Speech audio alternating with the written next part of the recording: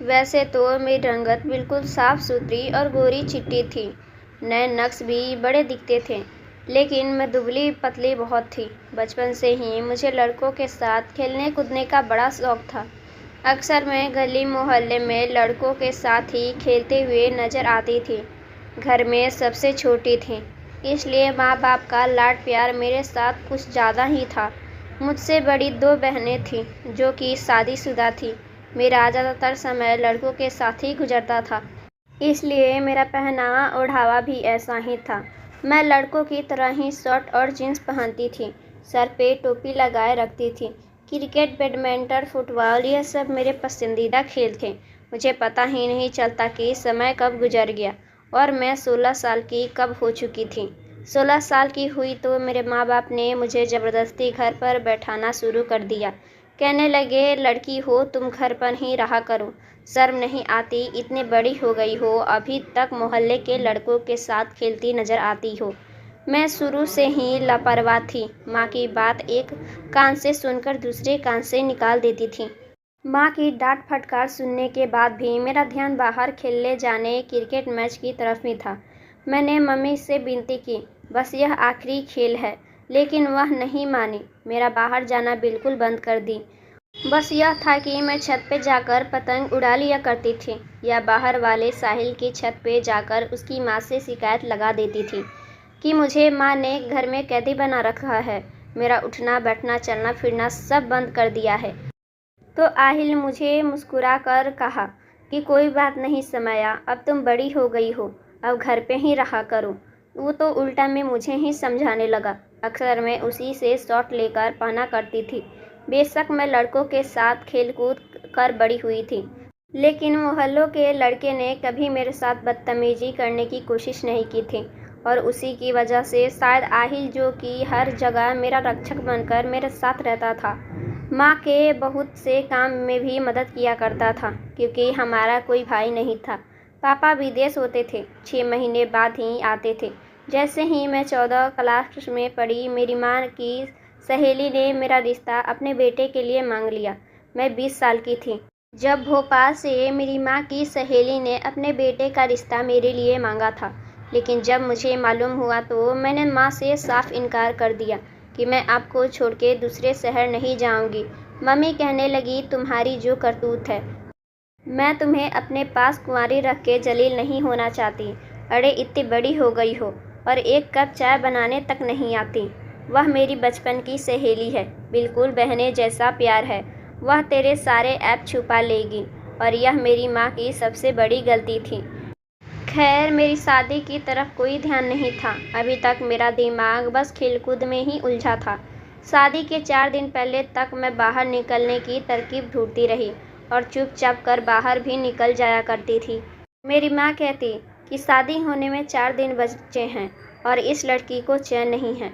अरे दुल्हन, इस तरह शादी से पहले इधर उधर भागती फिरेगी तो रंग कैसे चढ़ेगा। और यह 4 दिन में बड़े ही मुश्किल से अपने घर में बैठकर रहती थी। आसमान में मैं पतंगे उड़ाती और कटता देखकर सीधा दूर छत पे चली जाती ताकि वह कटे हुए पतंग पकड़ सकूं। खैर, मेरी बारात भोपाल से आ गई थी।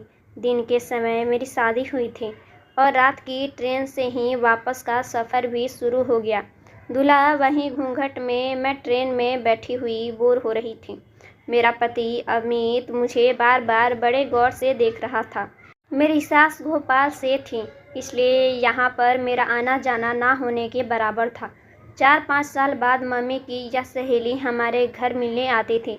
हफ्ता 10 दिन रहकर वापस चली जाती थी। इसलिए मुझे ना तो अपने सास के घर के माहौल के बारे में कुछ पता था, ना ही अपने पति अमित के बारे में।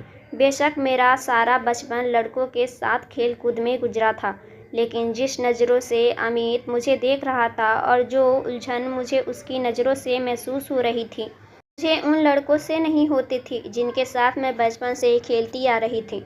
वह मेरे सामने वाली सीट पर बैठा था और तो पहली बार मैं ट्रेन का सफ़र कर रही थी, और फिर वह भी इस भारी भरकम दुल्हन के जोड़े में। मैंने तो आज तक सलवार सूट भी नहीं पहना है, हमेशा जीन्स शर्ट पहनती रहती थी या फिर लोअर और टी शर्ट में घूमती रहती थी। इस वक्त इस दुल्हन के भारी लहंगे में मैं उलझन महसूस कर रही थी। बड़ी मुश्किल से मैं 16 से 17 घंटे का यह सफ़र अपने इस भारी लहंगे में किया था। रात को सोने से पहले सोचा ज़रूर उतार दूंगी। भोपाल पहुंचने के बाद मेरी सास ने अपने मोहल्ले की एक लड़की से दोबारा मेरा मेकअप ठीक करवाया था। मैं थके से और नींद में बेहोश थी, क्योंकि ट्रेन में मुझे ठीक से नींद नहीं आई थी। मैं हमेशा नींद की बड़ी पक्की थी। जब भी मुझे नींद आती, मैं खुद को जगाकर भी नहीं जगा पाती थी।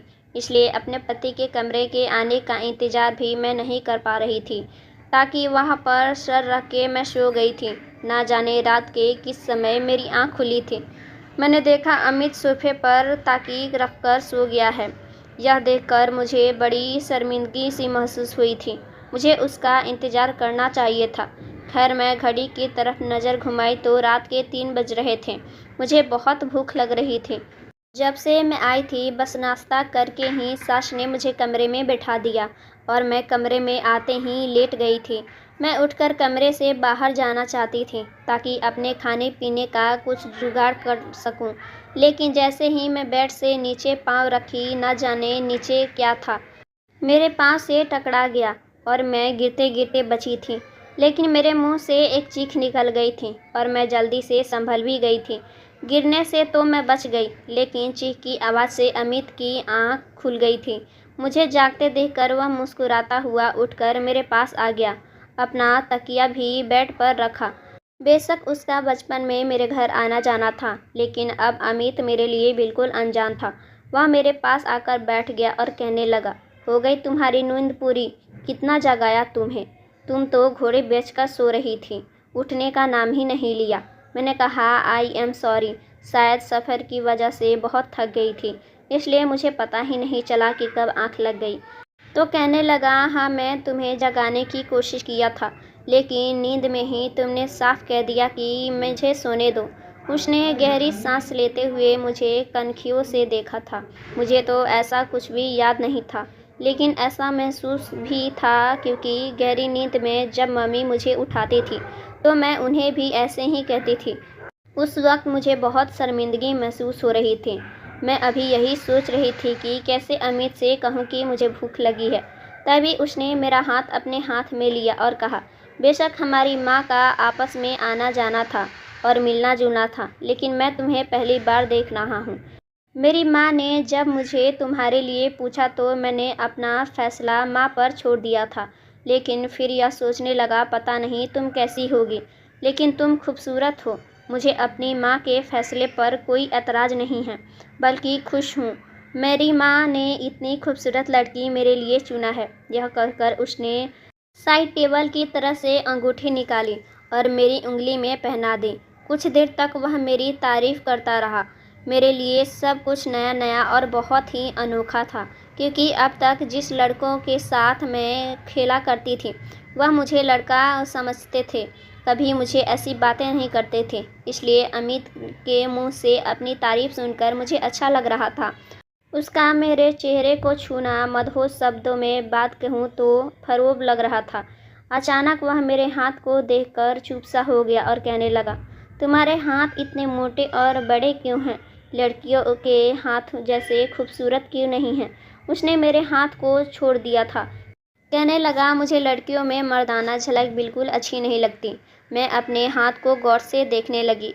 मुझे लड़कियों की तरह नाखून बढ़ाने का शौक़ नहीं था, ना ही अपने हाथों की केयर करने की। मुझे कोई परवाह नहीं थी। वह बेड से उठकर अलमारी के पास चला गया। अलमारी खोलकर उसने एक ब्लैक कलर के ड्रेस मुझे थमा दिया। कहने लगा, जाओ इसे पहन के आओ।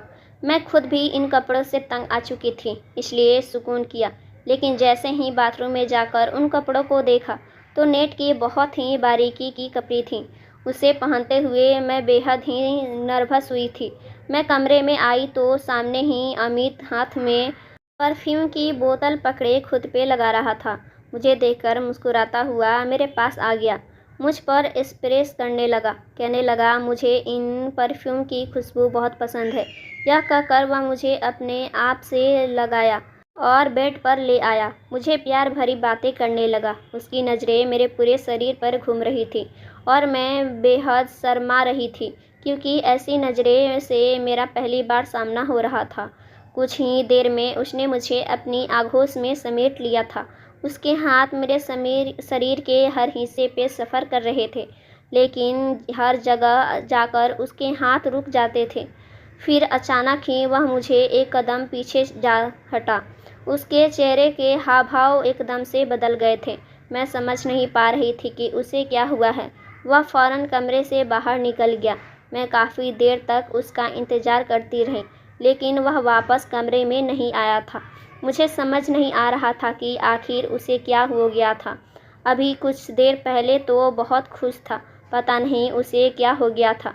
पूरी रात वह कमरे में नहीं आया था। सुबह मैंने अपने कपड़े बदल दिए, कमरे से बाहर आ गई। मैंने देखा वह बाहर लॉन में सोफ़े पर सो रहा था। मुझे हैरत हुई थी कि वह कमरे की बजाय बाहर सोफ़े पर क्यों सो रहा था। मैं जैसे ही उसके पास आई, मुझे देखकर मुँह फेर लिया और फिर तो जैसे वह सिलसिला ही शुरू हो गया था। मैं जितना उसके पास जाने की कोशिश करती, वह मुझसे उतना दूर भागता था, वजह भी नहीं बताता था। शादी के बाद उसकी कुछ मीठी बातों ने मेरे दुनिया बदल दी थी, लेकिन वह पता नहीं क्यों मुझे दूर रहने लगा था। काफ़ी दिन गुजर गए थे, लेकिन उसका व्यवहार मुझे नहीं बदला था। एक बार मैं तंग आकर उसके सामने खड़ी हो गई। मैंने कहा, अमित, आप मुझसे बात क्यों नहीं करते? क्यों मुझसे दूर-दूर रहते हैं? तो वह कहने लगा, तुमने मेरे साथ अच्छा नहीं किया। मुझे अगर पता होता कि तुम ऐसी हो तो मैं कभी भी तुमसे शादी नहीं करता। मैं उसकी बात का मतलब नहीं समझ पाई थी। आखिर मैंने ऐसा क्या कर दिया था? वह कहने लगा, तुम्हारे अंदर तो लड़कियों जैसी कोई बात ही नहीं है। तुम तो मर्दों जैसी दिखती हो। तुम्हारे चाल ढाल और शरीर की बनावट मर्दों जैसी है। यह कहकर वह कमरे से बाहर निकल गया था। शायद मैं ट्राउज़र और शॉर्ट पहनती थी, इसलिए वह ऐसा कह रहा होगा। क्योंकि मुझे शुरू से ही धीरे-धीरे लड़कों के कपड़े पहनने की आदत थी, इसलिए मैंने अब तक अपने दहेज की फैंसी साड़ियाँ निकाली थीं। अब मैं अपने दहेज की वह साड़ियाँ निकाली और उन्हें पहनना शुरू कर दी और अपनी सास के साथ मिलकर अमित की पसंद का खाना बनाती थी। उसके सारे काम भी अपने हाथों से करती थी। मैंने 2 महीने में ही खुद को एकदम बदल दिया था कि शायद अमित का व्यवहार कुछ ठीक हो जाएगा, लेकिन वह तो किसी पत्थर की तरह बन चुका था। रोज़ रात को देर से घर आता और सोफ़े पर लेटकर सो जाता। मैं उसकी संगत के लिए तड़प रही थी, उसकी मोहब्बत पाना चाहती थी। मेरी शादी हुई थी और वह मेरा पति था। पत्नी होने के नाते मैं पति के साथ रहना चाहती थी। पहले मैं जो हर चीज़ से लापरवाह रहती थी, अब अमित की पसंद में ढालकर अपनी पर्सनालिटी तक खो बैठी थी। मैंने खुद को अमित की पसंद में ढालने की हर मुमकिन कोशिश करके देखी थी, लेकिन वह ऐसा ही था। मुझे अभी तक बात नहीं करता था। एक रात मैं सो रही थी, मुझे चिल्लाकर बात करने की आवाज़ आने लगी और ज़ोर से मेरी आँख खुल गई थी। मेरी सास और अमित में बहुत बहस हो रही थी। मैं कमरे का दरवाज़ा खोलकर बाहर आई तो सास के कमरे की लाइट जल रही थी और कमरे से बहस करने की आवाज़ आ रही थी। मैं कमरे तक पहुंच गई थी, लेकिन जो बात अमित और मेरी सास के बीच हो रही थी, वह सुनकर मेरे होश उड़ गए थे। आखिर ऐसी कौन सी बात हो रही थी जो मेरी सास और मेरे पति के बीच इतनी बहस हो रहा था? क्या मेरा पति मुझे अपना पाएगा या फिर मेरी ज़िंदगी में कुछ और ही मोड़ आने वाला है? आगे की कहानी हम आपको सुनाएंगे दूसरे पार्ट में। आगे की कहानी सुनने के लिए वीडियो को लाइक कर दें। चैनल पर नए हैं तो चैनल को सब्सक्राइब कर दें और हाँ, नोटिफिकेशन बेल को ज़रूर दबाएं ताकि अगली अपडेट सबसे पहले आपको मिले। So thanks for watching my video.